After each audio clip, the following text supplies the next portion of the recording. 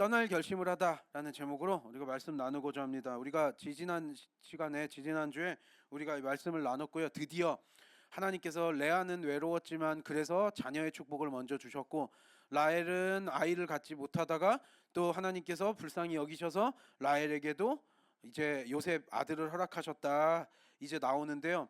이제 야곱이 고향 땅으로 돌아갈 때가 된 거예요. 우리가 상식적으로 보면 라반하고 함께 20년을 있거든요.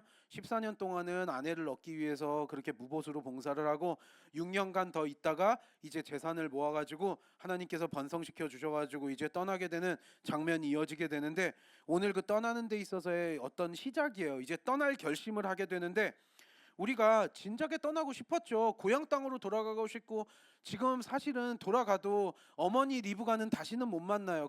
이 계획이 모든 것들이 사실 몇 달만 보고 다 이렇게 할 생각이었는데, 생각보다 너무 오래돼서 이제 20년 가까이 있게 된 거예요.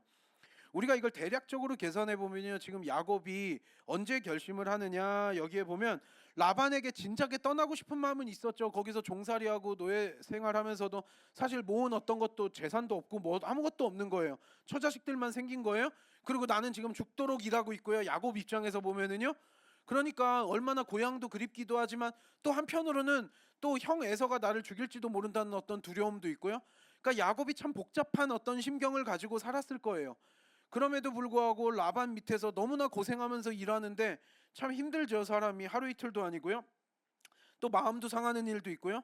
근데 드디어 이제 떠날 결심을 하는 거예요. 왜 떠날 결심을 했냐라고 보니까 중요한 어떤 시작점이 있는데, 여기 25절 26절 읽어볼까요? 라헬이 요셉을 낳은 거가 이제 떠나야 되겠다 생각을 마음을 먹은 거예요. 25절 26절 다 같이 읽겠습니다. 시작. 라헬이 요셉을 낳았을 때 야곱이 라반에게 이르되 나를 보내어 내 고향 나의 땅으로 가게 하시되 내가 외삼촌에게서 일하고 얻은 처자를 내게 주시어 나로 가게 하소서. 내가 외삼촌에게 한 일은 외삼촌이 아시나이다. 지금 라헬이 요셉을 낳았을 때 라반에게 나 이제 떠날게요 라고 이야기를 했대요. 당연히요, 여러분. 여기에서 보면 이제 오늘 흥미롭게 어느 스토리도 나오고, 참 인간이란 존재가 어떤 존재인지에 대해서도 오늘 배우게 되는 오늘 본문인데, 야곱이 라반에게 떠나게 해달라 그러면은 뭐 떠날 때 되면 떠나는 게 당연하죠. 원래 고향도 아니었고 손님으로 왔다가 이렇게 눌러앉게, 오래 눌러앉게 됐고 이랬는데요. 하지만 떠나지 못하는 여러 가지 이유들이 망설이는 것도 있었겠죠. 그게 고향 땅으로 돌아가기엔 또 형 에서도 있고 뭐 여러 가지 문제들도 있었겠지만, 그래도 아버지 어머니 보러 가야 되잖아요. 결혼해가지고 내 배우자도 있고요, 내 자녀 낳았어요. 이거 얼마나 아버지 어머니한테 보여드리고 싶었겠어요. 떠나고 싶은 마음은 많으나 또 에서 생각하면 또 걸리는 것도 있고요. 그런데 거기에 결정적인 일이 하나가 있었던 게, 라헬이 쉽게 애를 낳지 못했던 거예요. 어렵게 시간이 한참 흘러서 지금 다른 아내들은 그 일부 다처제 있는 상황에서 다 낳고 있는데 라헬만 애를 못 낳네요. 그러니까 라헬이 애를 못 낳는 것 때문에 떠날 결심을 못했던 거예요. 차마 떠난다는 얘기 안 하고 계속 있었던 거예요. 그러니까 지금 이때가 언제냐, 정확한 날짜는 우리가 알 수 없지만 14년 동안 레아랑 라헬 얻기 위해서, 여인을 얻기 위해서 14년을 무보수로 봉사했죠. 그리고 6년 정도, 6년을 더 있는데 그 사이에 어딘가에 있었던 일이 여기에 일인 거예요. 그래가지고 그 정도에 있었던 일이고, 야곱이 아무리 못해도 나이가 90이 넘은 상태예요. 지금 야곱이 90대라고요. 정확한 나이까지는 우리가 모른다 그래도 추정을 해보면 90살이 넘은 상태예요. 늦게 왔어요. 물론 야곱이 그 당시에 어떤 수명이 지금보다 길다라고 보면 지금 어떤 90대랑 똑같이 놀 수는 없을 수도 있어요. 똑같은 그 비교할 수는 없겠지만, 어쨌든 90살이라는 건 이제는 중년을 넘어서서 이제 노년이 되고, 그렇게 나이가 많이 먹었음에도 불구하고 이제 처자식 낳고 이제 살아야 되는데 사실 가진 건 아무것도 없네요. 그런데 그래서 떠나지 못할 수도 있었겠지만 결정적으로 떠날 생각도 못했던 게 라헬 때문이었다라는 거예요. 라헬이 요셉을 낳으니까 이제 됐다, 이제 떠나자라고 했던 거예요. 이게 왜 그랬을까요? 라헬만 애를 못 낳았어요. 지금은요, 사실 여자가 애를 못 낳는다 그래서 뭐 사회적으로 핍박을 받거나 손해를 보거나 뭐 이렇게 되는 거, 위협적인 어떤 일이 지금은 생기진 않아요. 하지만 과거에 우리 민족도 그러했고요. 고대 시대 때는 어디 뭐 문화권을 통틀어서 여자가 애를 갖지 못한다는 거, 그리고 이거는 명백하게 다 못 갖는 게 아니라 다른 여인들은 다 갖는데 자 라헬만 애가 안 생기는 거잖아요. 그러면 여자가 애를 못 낳는다는 건 심각하게 수치스러운 일이고요. 그리고 굉장히 위험에 빠질 수도 있는 일인 것이, 아마 신분이 강등될 수도 있고 굉장히 험한 꼴을 당할 수도 있는 거예요. 그리고 무시당할 수도 있고요. 공개적으로요. 그래서 만약 고향 땅으로 돌아가요. 라헬이 아이를 낳지 못한 상태에서 자기 고향 땅으로 돌아갔는데 지금은 삼촌 라반이 자기 아버지이자 뭐 장인어른이자 뭐 저기 야곱에겐 장인어른이자 아버지인 그 라반 밑에 있기 때문에 어쨌든 그 집 딸내미이기 때문에 라헬을 보호해 주는 게 있었을 거 아니에요. 그러니까 그 집 안에서 뭐 신분이 강등되고 막 위협을 특별히 받고 수치스러운 일을 겪을 일은 지금은 없는 거예요. 그런데 고향 땅으로 돌아가게 되면 뭐 그 사람들이 라헬을 무시할 수도 있고요. 수치를 겪을 수도 있고 또 다른 같이 있는 다른 어떤 야곱이랑 살고 있는 다른 아내들이 또 어떤 식으로 라헬이 애못난다고 핍박하면서 그랬을지 우리는 알 수도 없는 일이잖아요. 그러니까 최소한의 어떤 쉴드라 그래야 되나요? 보호막이 지금은 라반 밑에 있기 때문에 보호막이 돼 있으니까 야곱도 여러 가지로 생각해 봤을 때 야곱에게 유일한 아내는 라헬이었던 거예요. 유일한 사랑은 라헬이었던 거예요. 왜냐하면 라헬을 얻기 위해서 7년을 며칠 같이 일했고 레아나 다른 여인들은 사실 야곱의 눈에 들지가 않았던 거예요. 이게 가장 또 중요한 어떤 포인트이기도 한데 그래서 요셉을 낳았을 때요. 실제로 뭐 이게 따지긴 그렇지만 진짜 자기의 부인은 라헬이고요. 진짜 자기의 아들은 요셉인 거예요. 그래서 자기의 실제 맏아들은 르우벤이 아니라 요셉이 가장 자기한테 귀한 거예요. 왜냐하면 자기는 라헬을 원했거든요. 라반하고도 분명히 계약할 때 라헬 달라 그러고 자기가 그렇게 7년을 일하고 14년 동안 일한 거지 다른 여인들은 본인이 원하지도 않았어요.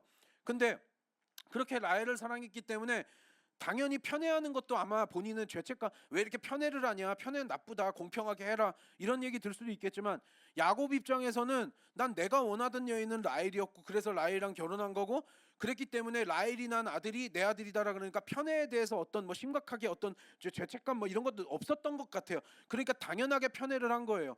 우리가 지지난주에도 우리가 말씀 나누면서 봤지만 다른 아내들의 잠자리 컨트롤을 다 누가 했어요? 라헬이 했잖아요. 라헬이 허락하면 동침할 수 있는 거예요, 야곱이랑. 그러니까 우리가 이게 참 중요한 사실인데 야곱에게 라헬이 어느 정도로 중요했는지 그래서 왜 요셉을 그렇게 편애할 수밖에 없었는지 우리는 성경을 보면서 계속 깨닫게 되는 거죠. 야곱의 삶에 어떻게 보면 가장 그 결정하는 중심에는 라헬이 있었고 이제 요셉을 낳으니까 이제는 고향 땅으로 돌아가도 수치를 겪을 일이 없고요. 신분의 어떤 문제가 생길 일도 없고 라헬이 멸시당할 일이 이제 없어진 거예요. 그러니까 더 이상 아버지 라반의 라헬 입장에서는 아버지 라헬의 보호막이나 이런 것들이 필요가 없는 거예요. 그러니까 이제는 됐다 떠나자 그러고 삼촌 라반한테 그렇게 이야기를 하는 거죠. 그리고 얼마나 내 아내랑 나 자식들 낳았어요. 이거 자기 부모님한테 보여주고 싶었겠어요. 에서는 마음 한편에 걸리기는 하지만 그럼에도 불구하고 또 라헬이 가장 야곱이 사랑했던 여인이긴 하지만 라헬은 둘째 베냐민 낳다가 또 일찍 죽어버리죠. 가장 사랑하는 여인이지만 야곱과는 그렇게 긴 시간을 같이 보내지 못했다라는 것도 또 우리는 성경을 통해서 알 수 있고요. 참 인생이라는 게 우리가 어떻게 알 수 없는 참 아이러니한 일들이 많이 벌어지기도 하는 거죠. 그렇게 사랑하면 뭐예요? 또 하나님께서 라헬을 일찍 데려가셨다는 사실을 우리는 또한 알 수 있고요. 그래서 더 요셉한테 집착같이 그렇게 보일 정도로 대놓고 드러내놓고 그렇게 편애를 하기도 한 거고요. 이제 뒤에 내용들을 쭉 이어지지만요. 라헬이 요셉을 낳자마자 이제 떠나기로 하고 외삼촌은 라반을 찾아가요. 내가 그동안 어떻게 했습니까? 내가 정말로 얼마나 고생했는지 삼촌 아시니까 나 이제 처자식 데리고 떠날래요 라고 부탁을 해요. 그런데 라반이 순순히 보내줄까요? 보내줄 마음이 없어요. 여러분 황금알을 낳는 거위가 있는데 그거 물론 어리석어가지고 황금알을 낳는 거위의 배를 갈라버리는 사람도 있을 수도 있겠지만 그 얼마나 멍청한 행동이에요? 라반이 얼마나 머리 잘 굴리는 사람이에요. 그런데 또 한편으로는 그 생각도 들죠. 라반이 야곱 못 가게 당연히 붙들겠지만 또 그 야곱이 그동안 고생한 게 있고 이러면은 잘 고향 땅 가서 살아라 그러고 자기의 재산 중에도 일부 나눠줄 수도 있고 이러잖아요. 자기 딸이랑 다 결혼하고 조카이기도 하고 또 딸이랑 결혼해가지고 그렇게 가족을 꾸리고 잘 살아가는데요. 사실 이런 문화들은요 지금도 중동이나 이런 데는 사촌끼리 결혼을 많이 하잖아요. 가족끼리 연결돼서 그거는 이 지역은 그때부터 이렇게 됐는데 또 가족끼리 그래서 연대 이런 것들이 더 세기도 하거든요. 그거는 뭐 이때뿐만이 아니라 지금까지도 그런 문화들은 중동 지역이나 이런 데는 이어져 오고 있는데 우리 문화에서는 이게 이해가 안 되죠. 사촌끼리 결혼하고 이러는 건. 근데 아직도 중동이나 이런 지역들은 사촌 결혼을 막 굉장히 많이 하고 이런 데도 있어요. 지금 이 현대 시대에도요. 문화권마다 그러면 자기 가족들이고 이러면 외삼촌 입장에서는 뭘 못 주겠어요. 그동안 그렇게 고생하고 재산도 많이 불려줬는데 근데 황금 많은 알을 낳는 거위를 아무리 욕심 많은 라반이 그걸 그렇게 순순히 보낼 리가 없었죠. 왜냐하면 야곱이 그 집안의 복덩이였거든요. 보통 사람이 아니었거든요. 라반은 너무 잘 알고 있어요. 야곱 때문에 그가 얼마나 부유해졌는지, 그리고 그가 믿는 하나님이 얼마나 도우셨는지를 안다라는 거예요. 27절부터 29절까지 읽어볼까요? 오늘 보면 27절부터 29절까지 읽겠습니다. 시작. 라반이 그에게 이르되 여호와께서 너로 말미암아 내게 복 주신 줄을 내가 깨달았노니 내가 나를 사랑스럽게 여기거든 그대로 있으라. 또 이르되 내 품삯을 정하라. 내가 그것을 주리라. 야곱이 그에게 이르되 내가 어떻게 외삼촌을 섬겼는지 어떻게 외삼촌의 가축을 쳤는지 외삼촌이 아시나이다. 여기 보면 라반이 하나님께서 너 때문에 나한테 복 주신 걸 내가 안대요. 그러니까 여러분, 야곱은요 여러 가지 지금 고생을 겪고 있고 그 인생이 지금까지 이렇게 나이 먹어서 오는 데까지 험난한 일들도 이미 많이 겪었고 앞으로도 겪겠지만, 야곱은요 아브라함이 받았었던, 이삭이 받았었던 그 하나님으로부터 오는 복을 소유한 자예요. 야곱을 품고 있었다는 이유만으로 라반은 엄청난 축복을 받은 거예요. 이걸 기억하셔야 되고요. 이거는 보통 그냥 인간이, 야곱이 그냥 지혜로워가지고 양을 지혜롭게 치고 좀 잘 쳐가지고 이렇게 조금씩 재산 불어나고 이 수준이 아니었고요. 이거는 하나님이 부어주시는 복은 사람이 감히 감당할 수가 없거든요. 야곱에게 그냥 축복이 흘러 넘쳐가지고 너무너무나 가축대들도 번성하고 막 부가 늘어나니까 라반도 알았던 거예요. 야, 저 아브라함도 그렇고 저 이삭도 그렇고 이 가족이 신기해. 그들이 믿는 여호와 하나님께서 저렇게 넘치도록 복을 주시는구나를 야곱을 통해서 그걸 깨닫고 내가 알았다라는 것까지 고백을 해요. 이거는요 그냥 인간이 열심히 최선을 다해가지고 일한다고 오는 게 아니라 야곱을 통한 하나님의 복이, 아브라함과 이삭에게 임했었던 그 복이 야곱에게 임했기 때문에 엄청난 부를 지금 축적하게 된 거예요. 그거를 이미 안 돼요. 황금알을 낳는 거위가 그냥 굴러 들어온 거예요 어느 날. 그러니까 딸도 그렇게 준 거죠. 이거는 그냥 설명할 수 없을 정도의 복이 부어졌다라는 걸 알 수 있고요. 라반이 그걸 너무 잘 알았네요. 너 때문에 내가 축복받았다. 너가 믿는 하나님께서 부어주신 거다라고 지금 하는 거예요. 그러면서 여기서 조금 은큼하기도 하죠. 나를 사랑스럽게 여기거든 그대로 있어. 보내겠어요 여러분? 여러분, 나를 사랑스럽게 여기거든, 이게 좀 웃기죠. 무슨 뭐 사랑스럽게 여겨요. 라반이랑 지금 야곱이 서로 사랑하는 사이예요? 그러니까 참 이게 겉과 속이 다르고, 제가 이거 유심히 한 절 한 절 읽으면요 라반이 어떤 스타일의 사람이었을까, 막 능구렁이처럼 막 번지르르하게 말은 하면서 살살살살 속이고 좀 그런 스타일의 사람이었던 것 같아요. 지금 사랑하는 사이냐고요. 그리고 야곱이 막 맨날 막 사랑한다 뭐 하면서 했겠어요? 여러분, 그것도 하루 이틀 처음에는 그랬겠지만 7년 14년을 무보수로 완전히 그냥 몸종처럼 그냥 노예처럼 일을 하면서 그렇게 해줬는데, 사실 가진 것도 아무것도 없는데 야곱도 툴툴거리고 이러지 않았을까요? 사랑스럽게 여기긴 뭘 사랑스럽게 여겨. 근데 일단 그 웬만하면 우리 서로 사랑하잖아, 사랑스럽게 여기면서 우리 같이 있자 뭐 이렇게 얘기하는 것 자체도 참 웃겨요. 우리가 사람을 보면은요, 저도 참 힘들어하는 부류의 인간 관계에서 제가 힘들 때가 이런 때가 있거든요. 그러니까 살다 보면 우리가 뭐 실수할 수 있고 나랑 안 맞는 사람도 있고 나를 미워할 수도 있고 이래요. 그러면 그 사람이 나를 갖다 미워한다 그래요. 그래가지고 이게 세상에 비밀이 없어요. 저도 이런 일을 한두 번 겪은 게 아니에요. 제가 목사일 때도 그렇고 뭐 그 전에도 그렇고 누가 제 뒷담화를 막 한다는 거예요. 뒤에서 엄청 욕했다는 걸 들었어요. 다른 사람을 통해서 들었어요. 야, 그 사람이 너 욕 엄청 하고 있어. 아니면 목사님, 그 사람이 목사님 욕 엄청 하고 있어요. 뭐 지난주에 뭐 그런 일이 있었는데 그게 뭐 마음에 안 들었는지 뒤에서 엄청 욕했다고 막 이래요. 그러니까 이미 저 사람이 나를 되게 안 좋게 생각하고 저 사람이 나에 대해서 막 뒷담화도 하면서 막 욕을 했다라는 거. 물론 저는 억울한 것도 있지만 막 그럴 수도 있어요.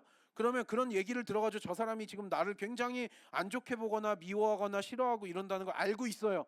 근데 막상 만나게 돼요. 막상 만나게 돼서 인사하게 되면은 목사님 저 그때 섭섭했어요. 저는 차라리 그게 낫더라고요. 차라리 제가 뭔가 실수를 하고 뭐 잘못을 했다 그러면 목사님 이건 아닌 것 같아요. 아니면 뭐 아닌 것 같다라고 말하고 좀 기분이 나빴다 뭐 했다 하면 제가 사과할 건 사과하고 좀 풀면 되잖아요. 근데 이미 뒤에서는 내 욕 막 좀 라인을 넘을 정도로 욕했다는 것도 들었어요. 근데 막상 만나니까 아닌 척하고 막 인사하고 막 좋은 척하고 이러면 저는 그게 너무 힘들더라고요. 제가 그런 성격이 못 돼서 그런지 저는 사실 이게 감정이 좀 불편한 게 있는데 그걸 숨기면서 웃으면서 인사를 차마 못 하겠더라고요. 그 목사가 그게 필요하냐 안 필요하냐 그런데 저는 못 하겠어요 그걸. 그러니까 제가 그게 가장 힘들기도 하거든요. 근데 라반이 아마 그런 종류의 사람 아니었을까요? 야곱하고 불편한 거 뻔히 알아요. 근데 사랑스럽거든, 여기 같이 있어라 막 이러면서 어딜 떠나긴 떠나. 그러다가 진짜 떠나겠다고 맘 먹으면 이제 그땐 돌변해가지고 또 어떻게 할지도 모르죠. 근데 일단 그러고 있는 거예요. 아, 라반이 어떤 성격이었을까? 저는 약간 겉과 속이 다르게 이렇게 하면 그냥 갈등 있고 이러면은 그걸 잘 풀어가면 좋은데, 아닌 척하고 막 좋은 척하다가 나중에 등에서 뭐 칼 꼽는다 뭐 이런 얘기 하잖아요. 저는 그게 너무나 힘들더라고요. 여러분들은 어떠실지 모르겠지만 저는 인간관계에 있어서 참 힘든 게 그 부분이에요. 그냥 차라리 드러내면서 하는 게 더 건강하지 않을까요? 어차피 뭐 숨겨지지가 않아요. 그리고 뭐 누구 뒷담을 했는데 그거 어떻게 숨겨져? 결국엔 다 들어오게 되고 결국엔 다 알게 돼가지고 오히려 더 곤란해지게 되죠. 약간 라반이 속임수도 쓰고 뭐도 하면서 겉으로는 사람 좋은 척하고 뭐 하면서, 여러분 사기꾼이 나 사기꾼이요 이러고 얼굴에다 써놔요? 막 사랑스럽게 여기고 뭐를 하고 좋은 말 하면서 야곱 막 구슬리고 내가 뭐 뒤에 미래는 또 약속해 줄 수도 있고 별 얘기 다 했을 수도 있어요. 지금은 고생하지만 나중에는 뭐 그런데 여기 지금 하는 행동 보면은요, 라반은요 야곱을 그렇게 귀하게 생각하지 않고 야곱이 벌어다 주는 이 재산과 이런 것들만 관심이 있고 욕심이 끝이 없어요. 여러분 지금 자기 여동생 리브가는 이미 이제 소천을 했고요. 아무리 못해도 야곱이 지금 90대면은요 삼촌 라반이 몇 살이겠어요? 무조건 백 몇십 살 정도 됐겠죠. 그러면 살 날이 얼마 남았다고 이렇게 욕심을 부려요? 참 노욕이 무섭다는 것도 오늘 여기서 나오지만, 삼촌 라반이 끝까지 야곱 곱게 어느 정도 고생했으니까 챙겨주고 이랬으면 사실 오늘 이 본문에 이 사건이 안 벌어질 수도 있거든요. 이렇게까지 안 하고 서로 축복하면서 좋게 이별할 수도 있는데 그게 아니라는 거예요. 그러면서 사랑스럽게 여기면 그대로 있으라 그러니까 또 그래 보내줄 생각이 없지. 그러면서 야곱이 또 막 하소연을 해요. 내가 그동안 어떻게 했습니까? 그러니까 이제는 너 공짜로 일하지 말고 내가 좀 품삯 줄 테니까 품삯 정하고 일하자. 그러니까 내가 삼촌 어떻게 섬겼는지, 내가 가축 때 얼마나 잘했는지 삼촌이 더 잘 알지 않습니까? 내가 그동안 얼마나 고생했는지 잘 알지 않습니까? 그러니까 좋게 보내주세요 이러고 싶었겠죠. 하지만 품삯 줄게. 근데 그 품삯도 넉넉히 준다는 게 아니라 네가 정해봐라 뭐 이런 식으로 하는데, 여러분 고대 시대에도요 예나 지금이나요 남들을 부릴 때 공짜로 부리는 게 어디 있어요? 그 대가를 지불해야죠. 고대 시대 때도요 고고학적인 이런 문서들이나 이런 거 발견된 거 보면은요, 예를 들어 뭐 농사를 지어 주거나 하면 해도 뭐 몇 퍼센트가 계약을 맺고요, 양떼를 쳐준다 뭐 염소를 친다 이러면 뭐 새끼의 10%를 가져갈 수도 있고 20%를 가져갈 수도 있고, 나름대로 이런 계약들이 다 있었던 거예요. 그게 고대 시대 때부터 다 있었어요. 그냥 공짜로 일해주는 게 어디 있어요? 근데 14년 동안 지금 야곱은 아무것도 없이 그냥 와이프 그냥 라헬 얻겠다고 그냥 그렇게 된 거예요. 그러면 이제 품삯을 정해야 돼요. 뭐 10%가 됐든 20%가 됐든 뭐 정해야 될 수도 있겠지만, 그렇게 순순히 뭐 이걸 주겠냐고요. 그것도 주겠지만 어쨌든 그렇게 된 거예요. 야곱은 여기에서 큰 불만이 있었어요. 그 정도보다 내가 이 정도가 아니라 나는 그냥 이게 품삯 정하는 수준이 아니라 분명히 내가 얼마나 했는지 삼촌이 압니다. 불만이 그득그득했어요. 야곱이 얼마나 속상한 게 많았겠어요. 30절 다 같이 읽어보실까요? 오늘 보면 30절 시작. 내가 오기 전에는 외삼촌의 소유가 적더니 번성하여 때를 이루었으니 내 발이 이르는 곳마다 여호와께서 외삼촌에게 복을 주셨나이다. 그러나 나는 언제나 내 집을 세우리이까. 삼촌 솔직히 말할까요? 내가 오기 전에 삼촌 가진 거 아무것도 별것도 없었잖아요. 삼촌 재산도 거의 없고 그냥 별 볼 일 없는 그냥 일반 그냥 별 집안이었는데, 나 온 뒤로 삼촌이 얼마나 축복을 받았습니까? 나 때문에. 삼촌이 발 딛는 것마다 말도 안 되는 복들이 쏟아부어지지 않았습니까? 나 때문에 그렇게 삼촌이 부자 됐잖아요. 대놓고 이야기를 해요. 근데 그거는 라반도 거절할 수가 없네요. 왜냐하면 그 속사정 누가 몰랐겠어요. 라반이 어떻게 살고 있는지, 아들들도 있고 딸들도 있고 살고 있지만 별 볼 일 없게 살고 있었던 집안, 나 들어와 가지고 이 집안이 완전히 부유해지지 않았습니까? 그런데 삼촌 나 때문에 부유해진 것도 다 알면서 나는 지금 처자식들이 있는데 나는 왜 독립도 못합니까? 가진 것도 아무것도 없이 왜 불만이 있을 수밖에 없는지 야곱 입장에서는 얼마나 서러웠겠어요. 그러면 사람이라는 존재가 적당히 눈치가 있으면 야곱을 잘 배려해주면서 뭐 해줬으면 되는데 그냥 이용만 해먹으려고 하는 거예요. 라반 입장에서는 그 나이 먹으신 양반이 그냥 그 욕심이 얼마나 많은지 여기에서도 보면 이제 계속 알 수 있는데요. 얼마나 치사한 행동을 계속 하는지. 라반이 이제 그래 계약 세우자. 이제는 너하고 계약 세워가지고 내가 좀 품삯 좀 줄게. 그것도 뭐 넉넉히 주는 게 아니라, 그러니까 딱 야곱이 간파하고 뭐 품삯 뭐 얼마가 되냐 이런 것들 치사하게 이런 거보다 그냥 여기에서 보면 점 있고요. 얼룩진 거 있죠. 얼룩진 양들이나 색깔 있는 거 그 양이나 염소들은 다 내 걸로 할게요. 개체수가 훨씬 적어요. 흰 양과 흰 염소들이 압도적으로 많고 그렇게 얼룩덜룩하고 이런 것들은 개체수가 훨씬 적기 때문에 소수기 때문에 다른 거 필요 없이 그것만 가져갈게요 라고 여기다 기지 계약을 맺어요. 33절 읽어볼까요? 오늘 본문 33절 다 같이 읽겠습니다. 시작. 후일에 외삼촌께서 오셔서 내 품삯을 조사하실 때 나의 공의가 내 대답이 되리이다. 내게 혹시 염소 중 아롱지지 아니한 것이나 점이 없는 것이나 양 중에 검지 아니한 것이 있거든 다 도둑질한 것으로 인정하소서. 그러니까 얼룩덜룩하고 뭐 색깔 있고 검고 이런 것들 그런 것들만 내가 가져갈게요. 그거 일부는 내가 가져갈 테니까 나머지들은 다 삼촌 거 하시고 나머지 것들 내가 가지고 있으면 그건 다 도둑질한 거예요. 너무나 편하죠. 색깔도 다 구별되니까요. 야곱 입장에서 이렇게 말하니까 뭐 그거 몇 마리 안 되거든요. 야곱 라반 입장에서는 그거 되게 소수거든요. 자기가 가지고 있는 그 가축대에서 굉장히 소수니까 그래 그 정도만 너가 가져간다면 뭐 문제 없어. 그렇게 하자. 그래가지고 라반하고 야곱하고 그렇게 계약을 맺게 되는 거죠. 하지만 계약을 맺게 되면 그 순순하게 그대로 잘 해주면 되잖아요. 야곱도 나름대로 계산을 했을 텐데 라반이 그렇게 순순하게 해줄까요? 아니요. 여러분 또 여기서 악랄하게 욕심을 부리는 장면이 나오는 거죠. 34절부터 36절 끝까지 읽어볼까요? 34절부터 36절 시작. 라반이 이르되 내 말대로 하리라 하고 그날에 그가 순 염소 중 얼룩무늬 있는 것과 점 있는 것을 가리고 암 염소 중 흰 바탕에 아롱진 것과 점 있는 것을 가리고 양 중에 검은 것들을 가려 자기 아들들의 손에 맡기고 자기와 야곱의 사이를 사흘 길이 뜨게 하였고 야곱은 라반의 남은 양떼를 치니라. 얼룩덜룩하고 검은 것들은요 다 자기 아들들한테 미리 빼돌린 거예요.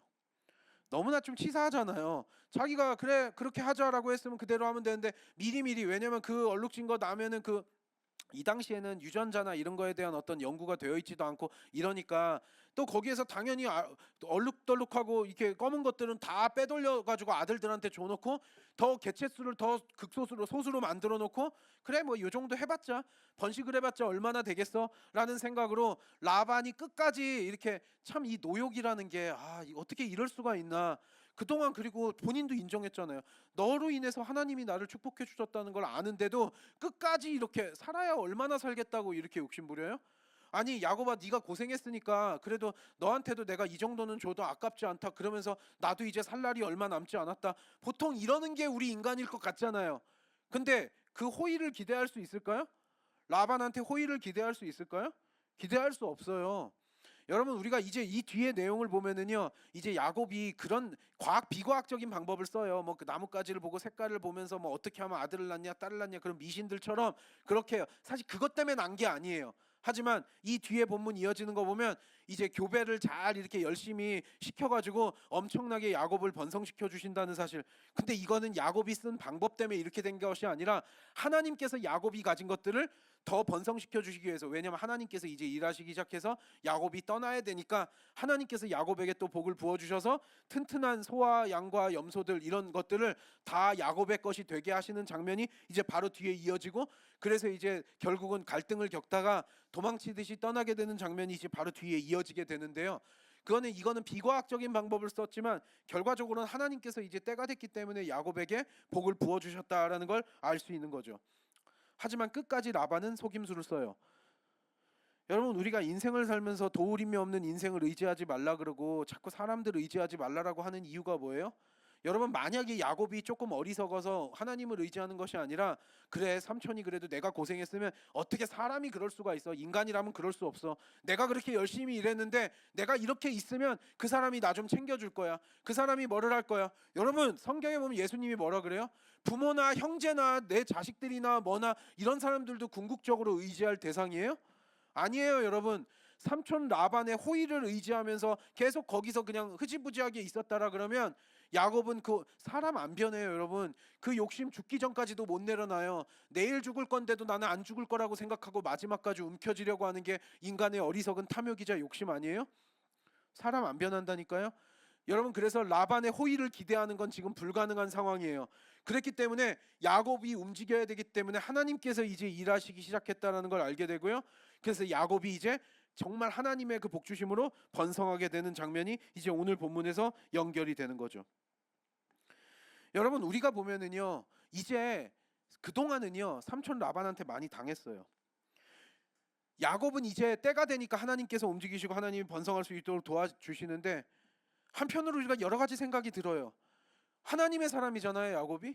아브라함과 이삭에게 온 그 복이 누구에게 내려왔어요? 야곱에게 내려왔어요. 그런데 참 오랜 시간 기다렸어요. 지금 아무리 못해도 90대가 넘었다 그랬죠. 90세가 넘은 지금 상황에서 간신히 라헬 또 요셉 낳고 이제 떠나고 싶은데 가진 건 없어가지고 라반이랑 이렇게 하는데, 또 라반은 치사하게 순순하게 이렇게 주지 않고 또 아들들한테 그런 것들 다 빼돌려가지고 끝까지 야곱 못 떠나게 하려고. 왜냐하면 야곱에게 돈을 쥐어주면 되겠어요? 야곱에게 재산 쥐어주면 떠날 거거든요. 근데 이 황금알을 낳는 거위를 어디다 갖다 버리겠어요? 끝까지 이용해 먹어야죠. 내 삶에 너무나 도움이 많이 됐는데, 별 볼 일 없었던 우리 집안이 야곱 때문에 이렇게까지 부유해졌는데 그거를 아니까 더 보내줄 수 없고 라반은 그랬던 거죠. 너무 오랜 시간을 기다렸잖아요. 하나님의 사람이잖아요. 여러분 이제 우리가 뒤에 이어지지만 야곱이 이스라엘이라는 이름을 얻고요, 그 이스라엘이라는 이름을 지금까지도 쓰고 있다는 거 우린 다 알잖아요. 아브라함과 이삭과 야곱, 하나님의 특별히 선택된 사람이에요. 근데 하나님이 왜 이렇게 오래 기다리게 하셨을까요?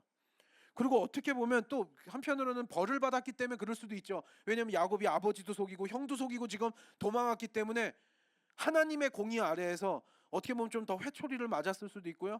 자기가 거짓말한 거 그 이상으로 라반의 삼촌 라반에게 더 많이 당하기도 하고요.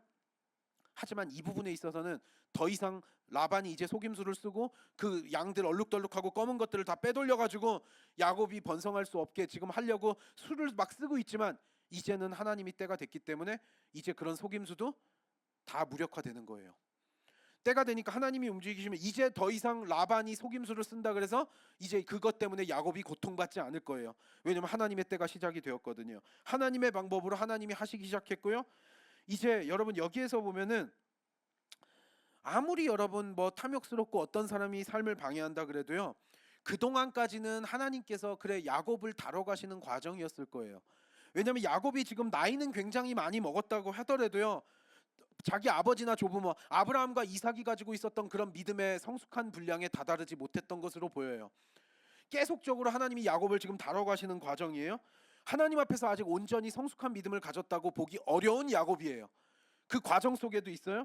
그래서 좀 회초리를 맞은 것도 있고 하나님께서 오랜 시간 야곱을 다듬어 가시길 원했던 거예요. 하나님의 사람이라 그래서 기다리지 않고 그냥 모든 것들이 다 척척척척 빨리빨리 진행되는 것이 아니라, 어떻게 보면 그랬기 때문에 하나님은 하나님의 일을 하나님의 때와 방법으로 하신다는 것을 야곱을 통해서 알 수 있는 거죠. 이제 외삼촌에게 호의를 기대하면서 좋은 이별, 그래 그동안 너가 고생했고 그동안 너 때문에 이렇게 우리가 잘 살게 되었으니까 우리가 좋게 서로서로 잘 이별하자 축복해주면서, 이런 이별은요 기대할 수가 없어요. 라반이란 사람에게서 그걸 기대할 수가 없다고요. 사람들 의지하지 말라고 분명히 성경에서는 얼마나 많이 이야기해요. 믿지 말래요, 신뢰하지 말래요. 그래서 우리 맨날 뭐 누가 나 뒤통수를 쳤어요, 나를 배신했어요. 뭐 성도님들도, 우리 성도님들도 그런 얘기 많이 하죠. 제가 사는데 뒤통수 맞았다, 배신당했다, 이런 얘기 하시는 분들이 참 우리 삶에 많은데, 인간이 어떻게 그럴 수가 있는지 모르겠어요. 아니요, 인간이 그럴 수가 있어요. 인간은 그런 죄인들이에요. 그리고 그냥 어리석게 끝까지 그냥 눈 감을 때까지도 욕심을 내는 게 그건 거예요. 라반 봐도 그렇잖아요. 뭐 라반 같은 사람이 왜 없겠어요. 물론 사람이 염치가 있어야죠. 아니 염치가 있을 수도 있겠지만 없는 사람들도 너무나 많아요. 근데 염치도 없고 라반처럼 지금도 야곱이 최선을 다해가지고 부유해졌다는 걸 본인이 인정을 하면서도 끝까지 야곱에게 이렇게 좀 치사하게 하는 이 모습을 보면서 우린 인간의 모습이 어떤가를 보게 되고, 야곱이 진짜 징글징글하게 당하는 것도 보게 되는 거죠. 하지만 이제는 더 이상 하나님께서 당하지 않게 하고 막아주실 거라는 거. 인간의 욕심이요 우리의 생각보다 더 크고 더 무섭고 더 악랄하다는 거예요. 이 정도면, 이 정도 먹었으면 됐다라 그러고 그만 먹어야 되는데, 멈출 때를 앓고 멈추면 참 좋겠는데 그렇지 않기 때문에 우리의 삶에서 이 세상 속에서 끔찍하고 비극적인 일들이 계속적으로 일어난다라는 거예요. 그래서 성경은 그것들을 지혜로 우리에게 가르치고 있는 거죠. 인생들 의지하지 말고 오직 하나님만 의지하라고. 우리가 오늘 본문을 보면서 그거예요. 결국 이제는 삼촌이 반대를 하고 삼촌이 악랄한 행동을 하더라도 하나님의 때가 됐기 때문에 하나님이 인도하실 거예요. 야곱의 계획과 생각대로 되는 건 지금 아무것도 없었어요. 리브가랑은 야 너 고향 땅 가가지고 오라버니 내 오라버니 있으니까 가가지고 여인이랑 결혼해가지고 조금만 있다가 바로 여자 한 명 데리고 이렇게 와가지고 결혼해서 이렇게 살자. 그 사이에 에서도 되고 어머니 리브가라는 그런 계획을 세웠을지 몰라도 그 계획대로 된 거 하나도 없었고요. 그때가 어머니와 마지막 인사였고요. 20년이나 머물게 되면서 이제 자기 어머니도 만나지 못할 뿐더러 그 자기가 원래 세웠던 인생의 계획대로 되지도 않았어요. 결국 그냥 하나님께서 야곱을 끌고 가시는 거죠. 이제도 마찬가지예요. 앞으로도 마찬가지예요. 또 여기에서 떠난다고 다 되는 게 아니라 또 나의 목숨을 노리고 있는 형 에서랑의 문제랑도 해결돼야 돼요. 첩첩산중이라는 단어가 이런 거죠. 이제는요, 야곱의 삶을 하나님께서 인도하시고 하나님께서 도우셔야만 하는 그런 상황이라는 거죠. 야곱의 삶 자체를 야곱의 계획대로 끌고 가시는 게 아니라 하나님께서 야곱의 삶을 강력하게 이제 끌어가시기 시작하는 거예요. 그동안은 또 회초리도 맞고 여러 가지 곤란 고통도 겪고 이랬지만요. 여러분, 그래서 우리는 이걸 생각할 수 있어요. 인간이 계획을 세운다 하더라도 그 길을 인도하시는 분은 아무리 계획한다 그래도 그거 뭐 구절에도 있지만 그 우리의 길을 인도하시는 분은 우리의 여호와 하나님이시다라는 거 우리가 머리로는 안다라 그래도 이게 잘 안 돼요. 여러분, 그 우리가 이건 또 생각을 잘, 그러면 우리가 이 세상을 살면서 뭐 계획 세우고 이러는 거 다 의미가 없는 거냐? 아무 생각 없이 살라는 거냐? 그거는 아니에요, 여러분. 아무 생각 없이 그냥 막 살아도 된다라는 이야기는 아니에요. 왜냐하면 우리의 삶에서 우리는 지혜를 구하면서 살아야 되기도 하고요. 최선을 다해서 또 사는 것도 필요해요. 신실하고 정직하고 부지런하고 이렇게 사는 건 또 필요해요. 하나님 앞에서 우리가 주어진 삶에서. 하지만요, 우리가 아무리 우리가 계획을 짜고 전략을 짜고 그것과 관련돼서 뭐 노력을 하고 뭐를 하고 해도요, 내 인생이 내 맘대로 되지 않을 거라는 거예요. 그걸 우리는 알고 있는 자들인 줄 믿습니다. 내가 내 소견에 옳은 대로 막 살아가고 이러는 것 자체가 하나님 앞에서 우리가 그렇게 생각하면서 살아가는 게 너무나 어리석은 삶이라는 사실. 여러분, 우리는요, 그래서 하나님의 인도하심이 우리의 삶에 얼마나, 우리는 살면서 여러분이 믿음이 여기서 성숙한 분들도 있고 연약한 분들도 있겠지만 하나님께서 우리를 인도하신 우리는 그걸 경험해요. 살면서 우리의 삶에서 실제적으로 하나님이 도우신 거 그때는 몰랐는데 지나고 보니까 다 알게 돼서 여러분 믿음이 생기면서 성숙해지는 경우들이 얼마나 많아요? 여러분, 하나님께서 우리의 삶에 직접적으로 우리의 삶을 이끌어 가시고 인도하시는 줄 믿습니다. 여러분, 그게 우리가 믿는 믿음이라는 거예요. 인간이 아무리 계획하고 뭐 하더라도요, 결국 하나님께서 기뻐하시는 건 우리가 자꾸 우리의 소견에 오른 대로 우리를 의지하고 막 사람을 의지하고 뭐 하면 살아가는 것이 아니라 온전히 우리의 삶은 우리 자체가 하나님께서 우리를 만드신 피조물이지 우리가 우연히 생겼다가 우연히 없어지는 존재가 아니라는 거예요. 우리는 하나님께서 우리를 만드신 피조물일 뿐인 거고요. 언제 왔다가 언제 갈지도 여러분 우리 여기 다 있지만 우리가 몇 년 더 살지도 모르는 다 우리 인간들 아니에요?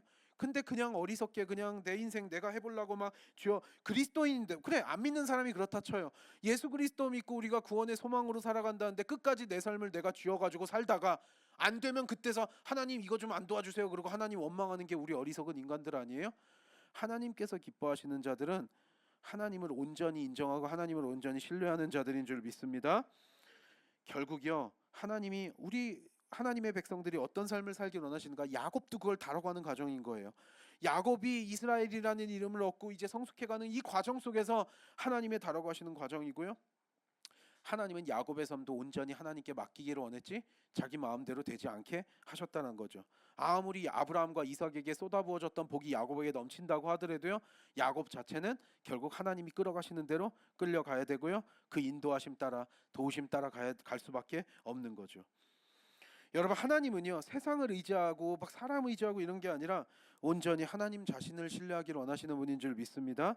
우리의 삶을 전적으로 내맡기기를 원하세요. 이건 그냥 막 살아도 된다라는 의미가 아니라 우리는 온전히 하나님을 신뢰하는 자들은요, 예를 들어서 내가 조금 잘 된다고 우쭐해져 가지고 이러지도 않고요, 조금 내가 좀 어려운 일 겪는다고 막 좌절하고 낙심해 가지고 그냥 이렇게 일희일비하지 않는다는 거예요. 그게 우리 그리스도인들, 우리 믿음을 가진 자들이 가질 수 있는 너무나 중요한 덕목이라는 거예요. 하나님의 때와 하나님의 방법을 신뢰하면서, 그리고 때때로는 기다려야 된다라고 하면 그렇게 하나님 신뢰하면서 기다리는 자들을 위해서 하나님은 역사하실 줄 믿습니다. 어떤 사람을 기뻐하는가? 히브리서 11장 6절 읽어보실까요? 이거 유명한 구절이죠. 히브리서 11장 6절 다 같이 읽겠습니다. 시작. 믿음이 없이는 하나님을 기쁘시게 하지 못하나니 하나님께 나아가는 자는 반드시 그가 계신 것과 또한 그가 자기를 찾는 자들에게 상 주시는 이심을 믿어야 할지니라. 무엇이 하나님을 기쁘게 한대요? 하나님을 온전히 믿는 믿음이요, 하나님이 살아계시는 것과 하나님이 우리를 자기를 찾는 자들에게 상 주시는 이심을 믿어야 할지니라. 찾는 자들에게 하나님께서 복을 주실 줄 믿습니다. 우리는요 결국 그러니까 내가 다 할 때까지 해보다가 수틀리면 그때 하나님 도와주세요가 아니라요, 어차피 그것들은 의지할 것이 아니라는 걸 이미 알고 있어요. 그렇기 때문에 남들한테 배신당했다, 뒤통수 맞았다 이러면서 막 한탄하면서 우리의 삶을 살 이유도 없어요. 인간이 어떻게 그럴 수 있어? 아니요, 인간이 그럴 수 있어요. 삼촌 라반이 어떻게 나한테 그럴 수 있어요? 지금 야곱은 막 애타게 하고 있지만 라반은 그럼에도 불구하고 아닌 척하고 뭐 사랑스럽거든 뭐 있어라 뭐 했는데 뒤로는 다 빼돌리고 끝까지 그러고 뒤통수 치려는 모습. 하지만 그럼에도 불구하고 이제는 상관없어요. 하나님께서 하실 거니까요. 믿으세요 여러분. 우리의 삶에도 이 은혜가 있어야 될 줄 믿습니다. 그 믿음이 하나님을 기쁘시게 하는 거예요.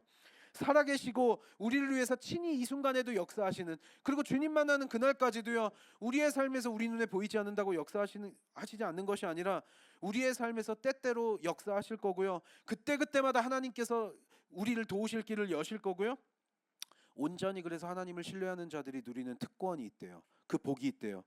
유명한 구절이죠. 고린도전서 10장 13절.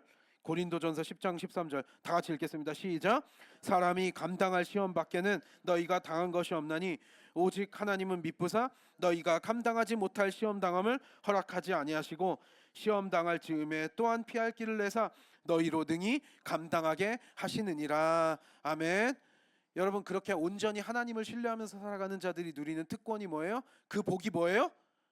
시험은 당할 수가 있대요. 우리의 삶에요 어려움이 없고 날마다 그냥 저 하나님 믿어요, 꽃길만 걷고 막 이러면 너무 좋겠는데요, 그러진 않아요. 우리의 삶에 어려움도 있을 거고요, 고통도 있을 거고요, 야곱처럼 하나님이 다뤄가시기 위해서라도 우리의 삶에는 어려움들은 있을 거예요. 하지만 그 어려움이 우리를 어떻게 이렇게 막 압도하면서 우리를 누르지 못해요. 우리를 쓰러뜨리지 못해요. 어차피 감당할 만한 시험들은 계속 있겠지만 감당할 만해요. 하나님이 이기림을 주시든지, 만약 그게 아니라면 상황과 환경을 변화시키시더라도, 상황과 환경을 변화시키시면서까지라도 하나님께서는 우리에게 피할 길을 내주시겠대요. 우리의 삶의 처분이 온전히 주님께 있는 줄 믿습니다. 그래서 결국 우리의 삶에 어려움이 있겠지만 감당할 만한 시험, 온전히 하나님을 신뢰하는 자들이 누리는 특권이 뭐라고요? 감당할 수 있게 해주신대요. 믿으세요 여러분? 여러분, 우리가 이 복을 누리는, 이 특권을 누리는, 그래서 그 믿음으로 하나님을 온전히 신뢰하면서 하나님을 기쁘시게 하는, 그래서 하나님을 그냥 머리로만 믿고 뭐 성경 구절 몇 개 읽는 수준이 아니라 살아계시고 역사하신 하나님을 우리의 삶 속에서 주님 만나는 그날까지 날마다 경험하면서 살아가는 우리 거룩한 십자가의 모든 성도들 되기를 간절히 소망합니다. 찬양하고 기도하겠습니다.